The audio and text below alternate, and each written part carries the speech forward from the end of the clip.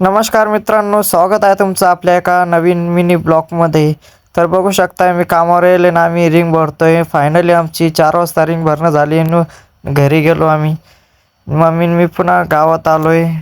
मम्मीला लाडक्या बहिणीचे पैसे काढणं होते आणि बाजार पण करणं होता. तर आम्ही महादेवाच्या मंदिरात आलो आणि महादेवाच्या मंदिरातून मम्मी गेली बाजार करायला आणि मी आलो विठ्ठल रुक्माईच्या मंदिरात दर्शनाला आणि आजोबाचे पण दर्शन घेऊन घेतले आणि घरी जाता जाता पेट्रोल पण टाकून घे म्हणलं. एकदा पेट्रोल टाकून घेतलं.